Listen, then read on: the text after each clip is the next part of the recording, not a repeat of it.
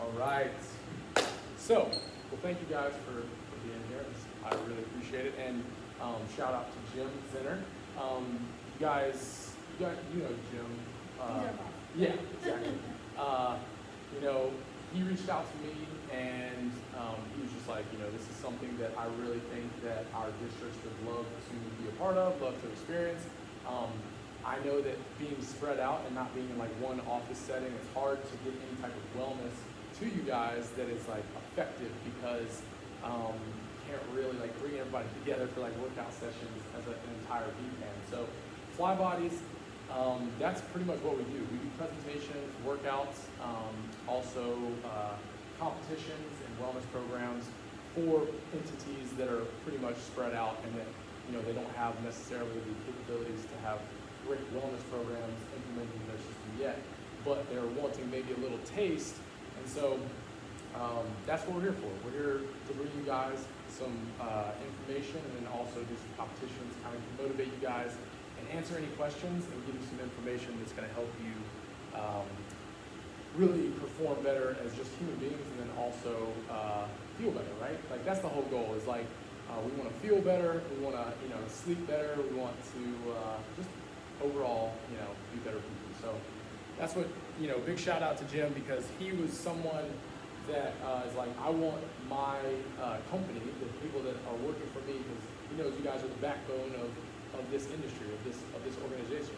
And if you guys aren't happy, healthier, and more productive, then things will crumble, right? It all comes down to you guys, and he really believes that giving you guys some type of wellness program is really good.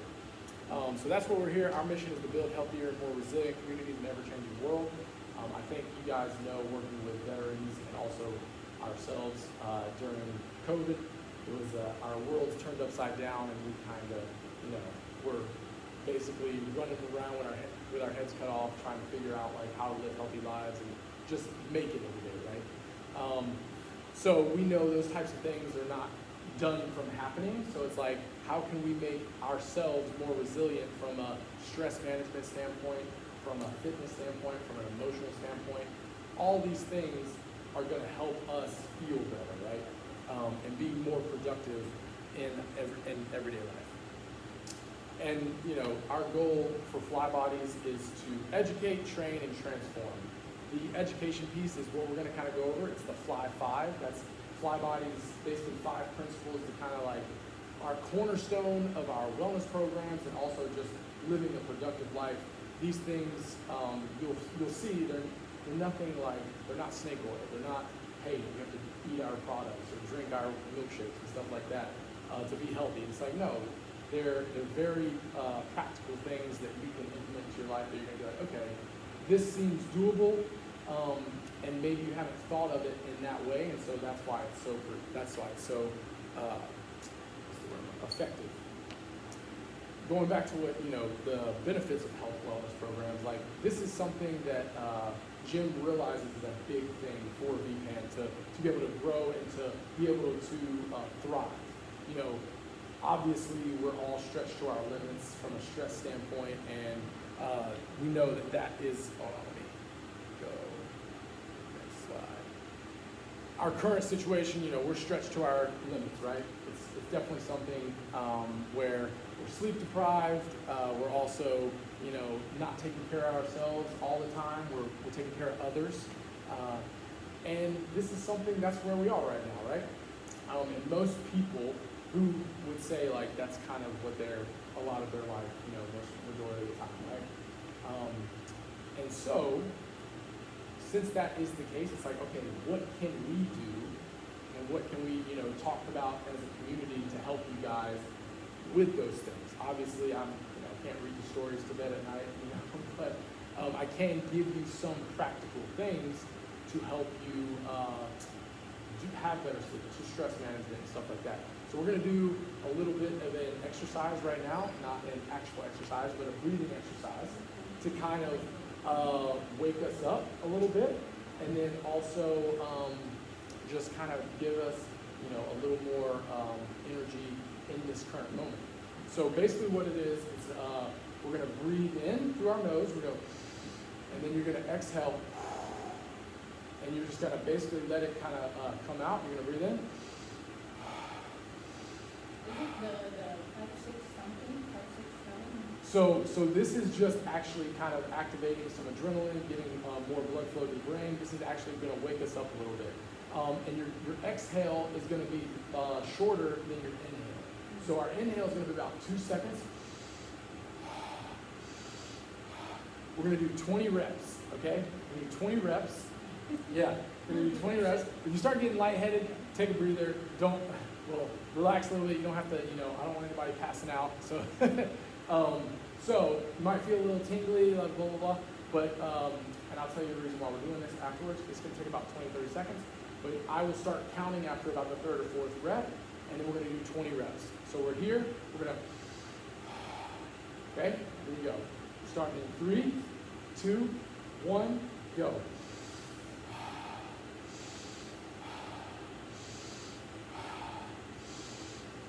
That's 6. Keep going. 7, 8, 9, 10. There you go. 11. Keep going. 12. Keep going. 13. Keep going. 14. 15. We'll do one more. 16. Good job. Good job. Relax, relax, relax. I know. It gets you a little lightheaded, right? No, it's good. So one of the main reasons, so that is a way to kind of wake up. We'll do one at the end to kind of bring us back down to center and kind of bring us back down to a calmer state. But one of the main reasons, it's crazy how even just a breathing exercise can get more oxygen to your brain, gets more blood flow, but also it gets you more prepared to learn different things. It gets more blood flow to your brain, so it's a powerful thing to help you understand and activate more a capability to learn. So, and it takes, and to be honest, it takes a lot of effort to learn new things. It takes a lot of effort to exercise and stuff like that. So just by doing that little exercise right there, I hope you're a little more awake. I hope it kind of got you. I know when I do it, I get a little lightheaded because it's actually getting more oxygen. Face tingles a little bit, so it's good. Also, one of the things that it helps with is it gets us into a higher adrenaline state, but in a calmer way too. So it allows you to be calmer when we have more adrenaline. So there are times in our lives, I've experienced this many times, where you are feeling very, very anxious about something and you want to feel calm in those moments. So that exercise right there that we just did can help you feel like your adrenaline's very high, but then you're very calm.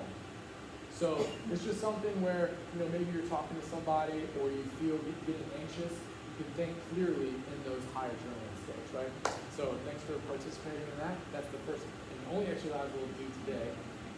Next time we'll do some exercises though. So, like I said, the complication, it's tough to implement these things in your daily life already because we have routines, we have schedules, we have obligations that we already are, signed up for. So these types of things are not something, I don't want to turn your lives upside down. I want to say, hey, maybe go for a 15-minute walk outside, right? Get some vitamin D. Maybe, turn off the screens on your phone or stop watching TV an hour to 30 minutes before you go to bed so your body can create melatonin. Those types of things are more able to implement instead of saying, hey guys, we're going to get ready for a marathon, right? We're going to start, running 5 to 10 miles a day. It's that's a little much. So we're not here to do that. We're here to implement small little things in your life and help you any way we can. So the question is, how can Fly Bodies help, right? These presentations, I hope from my perspective and my hope is that you take something away from today and you're able to implement into your life, for a week, for a month, for 6 months. And it's that you take some knowledge from this that you go, okay, health and wellness is not this overarching thing that I have no idea about. I can learn, bits and pieces and I can apply them to my life. And so that's the real hope from what we're trying to do and what Fly Bodies wants to do. So we kind of already talked about these things, the education. We're going to do some wellness challenges with the other districts, and then also we're going to build consistent habits that hopefully you can take with you for a long time. All right, little history. This place is filled with history. Bonus points. Anybody have a clue who that is? It's okay if you don't. No worries. Yeah, get close. It's okay. I have no idea. No worries. You probably shouldn't. His name's Boyd Epley. Not many people know who he is at all. Nebraska football, that's what he's most known for. And the reason why, one, my dad's a head football coach in high school, so football is kind of something that just runs through my blood, and so any football reference I can make, I throw in there. But, who would agree, who thinks that football players, or just athletes in general, like lift weights and work out really hard in today's world, right?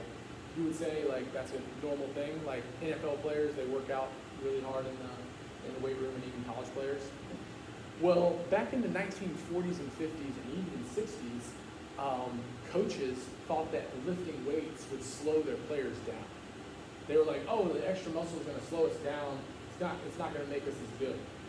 Well, Nebraska football started having some down years, and Boyd Epley was really into the working out and doing all that stuff.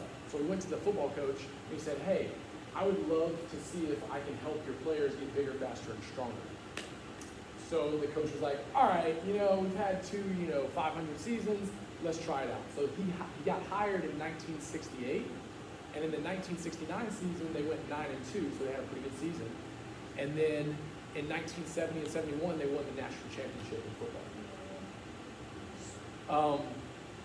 So Nebraska won 1970 and 1971 after just 3 years of implementing Boyd Epley's strength and conditioning program. After that, every college in the country started hiring strength and conditioning coaches. Okay? And the reason why I tell you that story is because we've gone through a paradigm shift when it comes to companies and wellness programs. Companies like Google, and you saw that earlier, that slide, companies like Google and Microsoft, they are trillion-dollar companies, but they have billions and billions of dollars that they pump into their employee program for wellness. And the reason why they do that is because we are more knowledge-based workers now, and not just on assembly lines like putting stuff together. So Boyd Epley saw that if a football team or any team in general focused on the health and wellness of their team and not just running more plays or focusing on scoring more points, actually focusing on the wellness of their players, then everyone's going to get bigger, faster, stronger, and more productive. So making that same analogy towards business, if you just focus on trying to place as many people as you can in jobs, or like focus on just pumping out as many things as you can in work and not your wellness, we're not getting as much out of your productivity as you can. And then also your mental, physical, and emotional stability kind of starts going down if you're not focusing on your well-being. So that's the balance that companies like Google and Microsoft have really figured out, is we have to focus on the wellness of our people so that they can produce great products. So that's what Jim is really trying to do here. He's really trying to say, I care about you guys, and I want you to be happy, healthy, and more productive, if not, just as productive, if not more productive, in your job. All right, and I don't know if you've ever, I'll send these slides out so you'll be able to see them, but get into the Fly5. Fly5 are your eating window, your water intake, your movement and exercise, and then sleep, and then our last one is sunlight exposure. So those 5 things, they're not the most sexy of the health and wellness thing. It's not like a juice cleanse, right? It's not like fasting for a week straight or meditating for 7 days on a meditation retreat. But these things are your daily investment to yourself. I see the water, awesome, love it. These things are like basically putting away, $100 a month into your savings account, so that by the time you're 60, 70, 80 years old, you have a lot in the tank, and you're like, man, I have a lot in my bank account. These are the value investing when it comes to health and wellness. Go for it. No, you're good. We'll send this out. No problem. Thank you. So, has anybody ever tried intermittent fasting or time-restricted eating? You have? Okay. How did you do? Just curious. Like, what were your times? 8:16. Awesome. So Okay. 11 to 7. Yeah. Okay. 11 to 7. That's good. Yeah, have you ever tried it? No worries. Awesome. No worries. That is a type of time-restricted eating. So your eating window was 8 hours. So this guy named Sachin Panda, he's a researcher down at the Salk Institute in San Diego. They found so many things. I think it's the vaccine for polio. I think they did down there, but I'll have to double check on that. But he did research on how eating windows can just be beneficial as opposed to worrying about nutrition. Because the nutrition aspect of eating is super hard, right? It's like there's so many different diets out there. There's paleo, there's vegan, there's vegetarian, there's everything under the sun. What he's found out that he took a group of people and he said, hey, eat your diet, whatever you've been eating, whether it's a bad diet, a good diet, whatever, and we're gonna just shorten your window to 10 hours.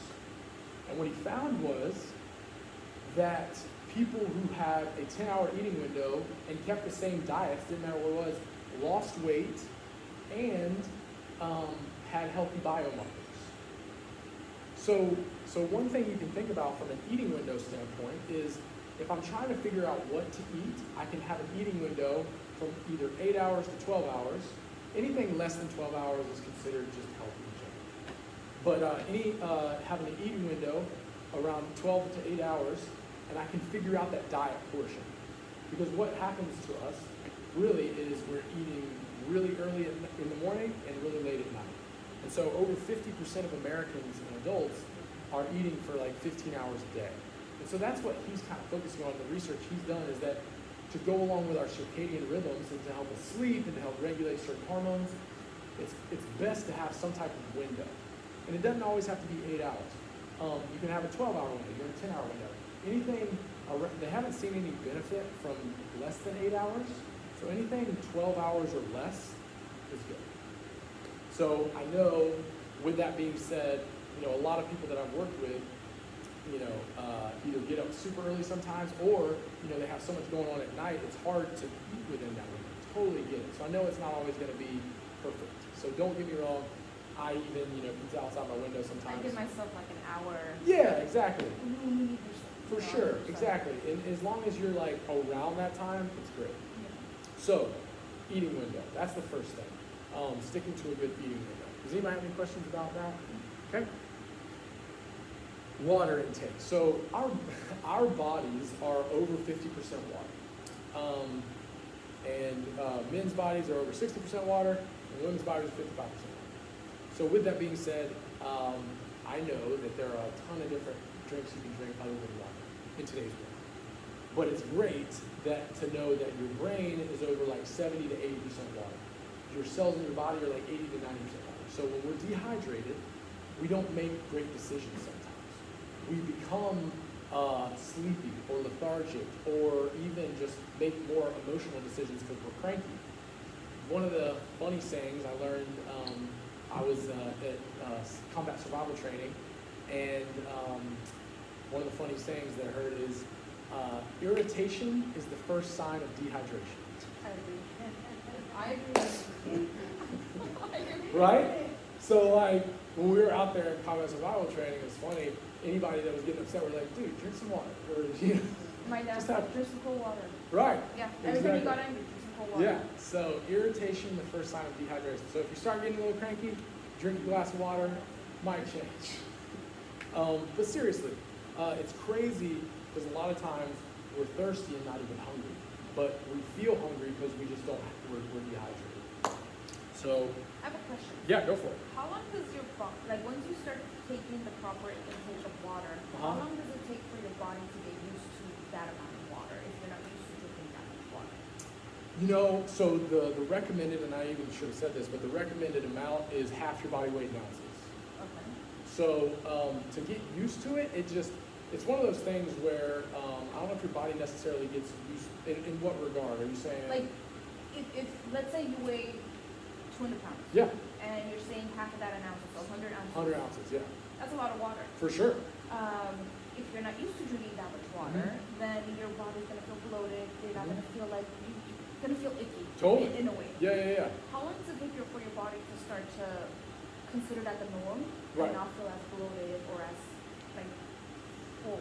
To be honest, I can't give like a time range for that, but I will say, literally a guy that I just worked with, he's like, he was like, I feel more bloated now that I'm drinking more water than I did when I was drinking less water. And that's just, honestly, it's normal. It's for sure. It's supposed to happen. Yeah, and because you're more hydrated, right? Your body's gonna fill out more a little bit. I would say probably a month to 2 months, like that would give your body time frame to be like, okay, they're starting to drink more water. I don't have to retain as much water as opposed to when I was not drinking water. My body's like, I gotta hold on to all the water I can. Now with women's cycles and stuff like that, that changes the game when it comes to like retaining water and being bloated as well. So start with half your body weight in ounces. If that's you feel like too much, then you can back it down, maybe 10 or 20 ounces. But half your body weight in ounces is recommended just because our bodies are half water, and we're going to use the bathroom more and stuff like that. Yeah. Does that make sense? Yeah. Sorry, I can't give you a definite answer, but it just takes a little time because your body takes time to just adapt to what's going on. So half your body weight in ounces and water. Exercise. So, there's so many different forms of exercise. Going for a walk around the building for 30 minutes is definitely exercising this heat, right? Like 100%. Right now, over 50% of adults aren't getting or only 53% of adults are getting the amount of aerobic exercise that is required by the American Heart Association. Anybody got any idea? We'll say 5 times a week, how much working out should you be doing 5 times a week aerobic activity? Boom, spot on, 30 to 45 minutes. Which, in all honesty, it can sound like a lot, or it can sound like, man, that's not a lot at all. You can just take a 30-minute walk. For sure, exactly. So 30 minutes for 5 times a week, that's 150 minutes. That's recommended. Now, if you didn't have 30 minutes and you wanted to do high intensity exercise, how long do you have to do a high intensity exercise? 5 times a week? 15. So it's pretty cool that all you need is a 15, like this morning, I went for it was more like 20 minutes, but I went for a 20-minute run. And I was like, man, and hopefully it helps me speak to you guys, but like I felt more energized. I felt like, okay, this like woke me up. And honestly, it's something that now, like, if I don't do anything for the rest of the day, I know I'm good for my exercise, right? Yeah. So, 15 minutes is not a long time. 30 minutes, it's like sometimes depending on how busy you are, it is a long time. But if you can schedule calls or just listen to podcasts and stuff like on a walk, it's super helpful. Or even if you have to take kids to like practices and stuff, walk around while they're practicing. And I know some people like want to watch. Do you have kids? You guys? Okay. So I know people want to watch their kids while they're practicing or games and stuff. You can still watch and walk around. But so 30 minutes or 15 minutes. You're good. Then, basically they said, and her name's Anne Friedlander. I like putting this quote in here because it's something that most people don't really think of exercise being that effective. But she basically says that it's the closest thing to the fountain of youth that we have. Right. Yeah, and so most people don't even realize how important exercise is for the brain and body. And like she said, it's the closest thing to the fountain of youth that we have. I want me to FaceTime her so she can see. Oh, let's do it. Let's do it. Get her on here. I love it. She's in. You can put her up against that one of those bottles there. Heck yeah, no, she's in. Perfect. You can put it more straight up. More straight up. There you go.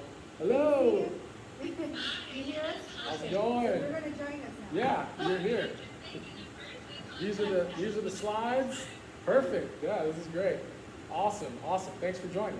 We're halfway through, but I'll send the slides out so that you have them after this. And also, I record it so I can send out clips and stuff as well if you guys want that.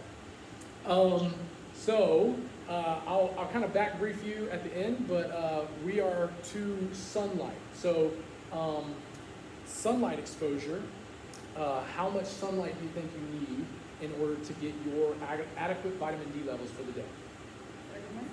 30? 10 minutes? And on?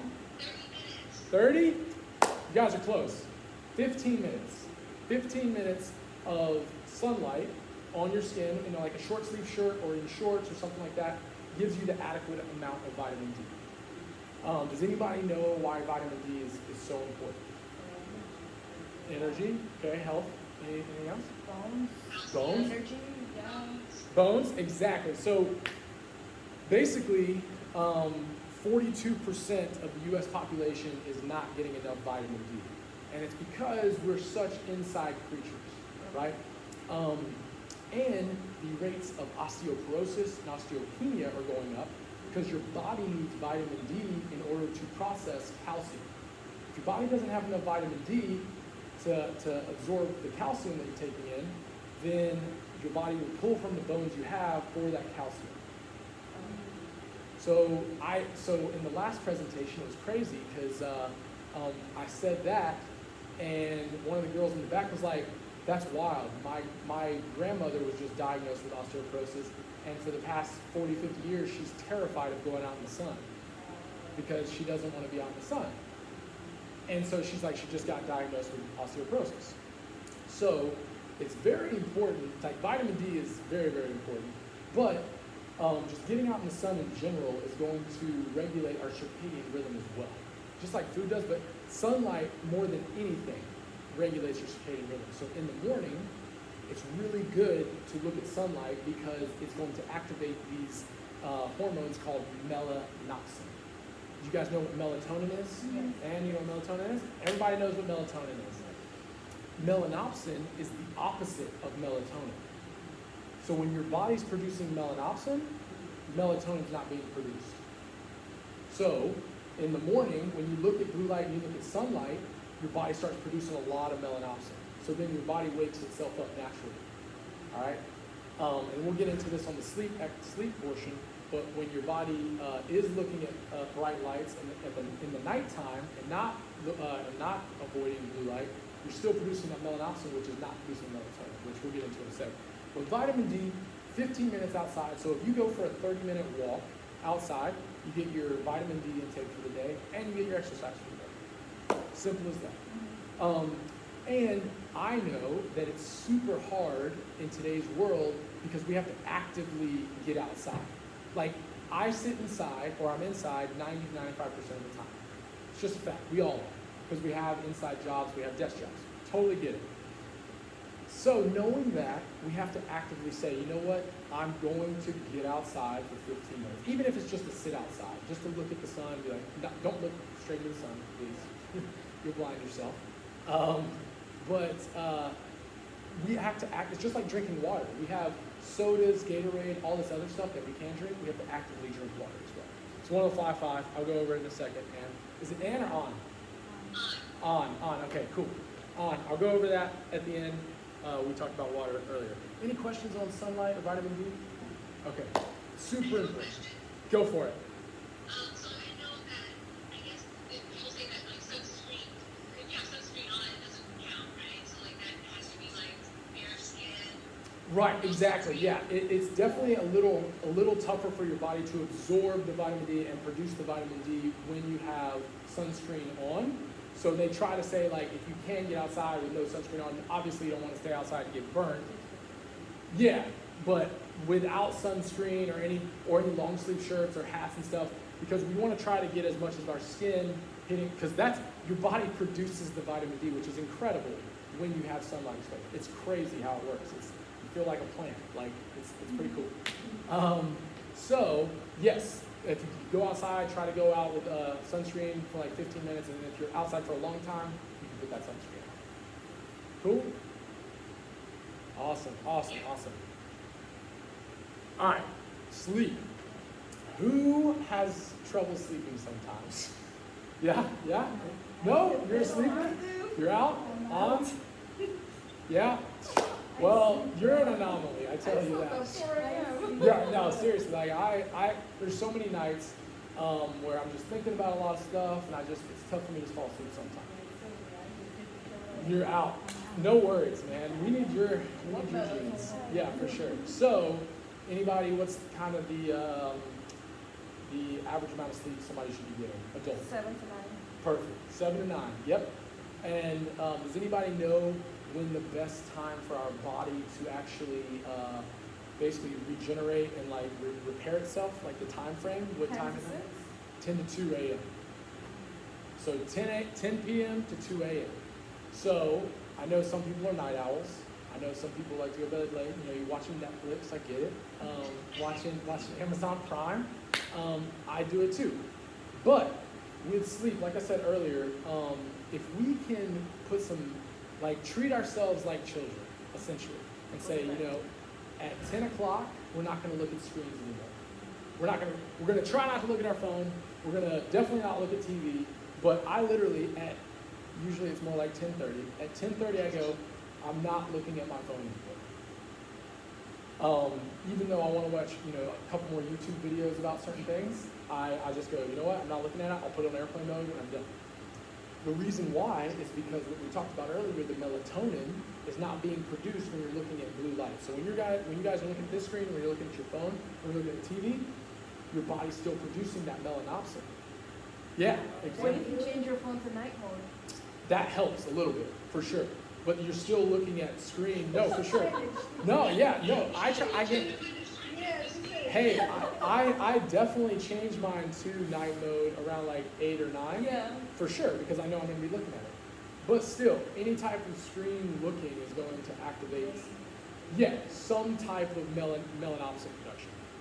So, just think about that. It's like the reason why you want to cut off the screen time or cut off the blue light and start to get your lights in your room. Like, if I was going to sleep in here, I would slowly dim these lights or like try to make it as dark as possible as it gets to be around like 9, 10, 11 o'clock. Because your body has to get ready for sleep. It really does. What about if she listens to like meditation? That's great. No, that's awesome. No, that's great. That's not in the hours. No.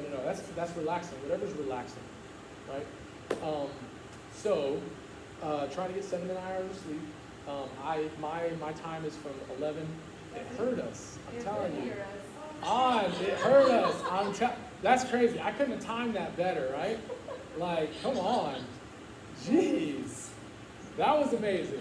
Gosh. All right. That was on camera. I know. That's what I'm saying. That was nuts. That was awesome. That was crazy. Sweet. Man, okay, I'm done. No, I'm just kidding. That was nuts. Anyways, all right. Sleeping exercise. Exactly. Which we'll also do when we do the stress management and stuff. We'll do some meditation, some breathing type stuff. Sleep is the ultimate superpower. As this guy, Matt Walker, he wrote a book called Why We Sleep. Very, very just in-depth. He's a neuroscientist, and I have taken sleep more for a just, valuable thing in my life as opposed to saying I'm going to sleep when I die, right? Like, that was like that old adage of, hey, I can work till 2 a.m., I can get up at 6, and I can keep going.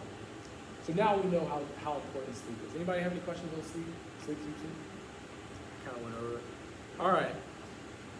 And I don't know if you can see the slides at all, but these are the Fly5 opponents, essentially. So we got Netflix, Uber Eats, Taco Bell till 4 a.m., soft drinks, sodas, working inside, staying up late. It's just, honestly, I'm not gonna say it's sad, but like our world has kind of designed this for us to live in, so we have to actively not rely on this stuff to be able to take care of us, if that makes sense. Like, when you think, like, I can just sit inside all day, or I can eat super late, or I can just watch Netflix till 1 or 2 a.m. Doing that occasionally, not a bad thing. Doing it 20% of the time, I do that, 20% of the time. I ordered Uber Eats this weekend. It was amazing. I got food delivered to me. It's an incredible thing. Who uses Uber Eats? Anybody? I've never ordered. DoorDash? Anything on? Okay. Thank you. I'm on mom. Okay, Yeah. not food delivery. Nope. Okay. So, Netflix, obviously, Amazon Prime, we use these things. And, 20, 30 years ago, these things weren't available, right? Like, and so society is trying to basically make things easier for us, which is great in some respects. But then once we abuse those things or you use them too often, for anybody, kids, adults, older, people, it just becomes, something that's detrimental and not actively helping us. So it's just to be aware. Taco Bell says they're open till 4 a.m. Should we be eating then? Probably not. But they're probably making a lot of money at 2, 3, and 4 a.m. because people are like, I need food and I want Taco Bell. Exactly. So just something to be aware of. All right, this is the last thing, and then we're done. And I'll go over the Fly5 for you on after this. But 16 seconds, okay? So obviously we have an elevator here, and this is actually kind of nice because this kind of goes with it. So some researchers did an experiment at a company that had access to an elevator and stairs, okay, to get to their floor. They came in and they saw that most people took the elevator, almost 99% of the time. They came in, they did a presentation on why taking the stairs is so much better for you, how it's only this much slower, and if you take the stairs once or twice a day, it's going to help your health. Who thinks that after this presentation that stair usage increased? Who thinks it stayed the same? Stayed the same. Nobody took the stairs. Which just sucks, right? It's gosh, these researchers told these people all this information, said, it's going to be good for your health. Now, I will say, the bang for your buck is it's really taking the stairs going to help you. We can talk about that. Anyways, but then the next month, guess what they did? They slowed the elevator door down to 16 seconds to open, so that it would take a long time for the elevator doors to open. More people started taking the stairs because it took so long for the elevator doors to open. So basically the reason why the people were taking elevators is because it was so much faster. It was, you don't have to worry about taking the stairs, blah, blah, blah. And so in today's world, think of the stairs as Netflix, Uber Eats, your phones, anything that is making your life easier. Think of the elevator as that. I don't think we're going to be able to slow down the elevator door, right? I don't think that's going to be able to happen because things are only getting more, easier or frictionless to use and to do. What we can do is we can take these stairs and we can put them right beside the elevator door instead of having them around the corner, out of sight, and people aren't really aware of it. So what Flybodies does, we're the stairs and we're trying to move it closer to you so it's more accessible, less friction, right? And that's what it has to be. How many people, when you ride home, how many fast food restaurants do you see? Probably 50, maybe more. We have to because every time you go by a fast food restaurant, you have to subconsciously say, no, I'm not going to pull in there. Or sometimes you say yes because it's the 20th one and you're like, that's my favorite fast food restaurant. Subconsciously, we're saying no because easily we could pull off, we could go through the drive-thru and we could get a drink, we could get a piece of food, we could get something, right? So even if you're not doing it consciously because obviously we have things to do, we're driving, we're not going to stop at every fast food restaurant. But subconsciously, we have to say, nope, not going to stop there. Nope, not going to stop there. Nope, not going to stop there. We have to make wellness just as frictionless. So that for you guys, it's oh, this is just part of my life. This is me. It's like taking those fast food restaurants and replacing them with a gym or a health store. I wish. Yeah, right? I wish that was the case too. But it's just, that's why we're doing this, right? That's why Jim was like, hey, I want to bring health and wellness to you guys. Because I know already with your busy schedules, it's super hard to get all this stuff in. So that's why, thankful, Jim reached out to us and wants to help you guys. And y'all should, reach out to Jim and be like, hey, this is something that I'm glad we're starting to do because I know you guys, he cares about you guys, right? He really wants you guys to thrive. So that was the last thing is Flybodies is trying to bring this stuff to you guys because we know how hectic your lives are, and we wanted to make it more accessible, less friction for anybody that we work with. So that's all we got. Oh, we're going to be doing challenges once again. I'll let you guys know more about that. And any questions? I'll go over the Fly5 for her at the end. Any questions? Just want more information on the challenge. For sure, for sure. I'm going to send out this video to you. I'm going to upload it to YouTube, and you can watch that first half, okay? Talks about the Fly5. For the challenge, we're going to be tracking mileage. So we're going to use an app to track mileage, and then we're going to add it all up, and we're going to have prizes for each district, and also for the district that does the best with the mileage. So we'll get that going. No. Walking. Elevator and the stairs, then. Walking mileage and running mileage. But maybe we can put driving mileage on this summer. No, because I drove up to Lancaster last week, and that is a haul. Have y'all been up there? Yeah. Oh, it is intense up there. It was like 100 degrees. Woo! That's all I got. Thank you guys for sitting in. I know this was kind of like last minute. I appreciate you hopping on. Like I said, next month we're going to do exercise and nutrition focus. So if you have any questions about that, like the water question or anything like that, shoot them my way so I can get some information about those before we do the presentation, and I can answer them during the presentation. And then the next month we're doing stress management and sleep. Cool? Sounds good. So for this month, do we have homework until we see each other again? Will you just want me more? I'm going to send out the information about the challenge probably early next week, and then also tomorrow I'll be sending out it is education.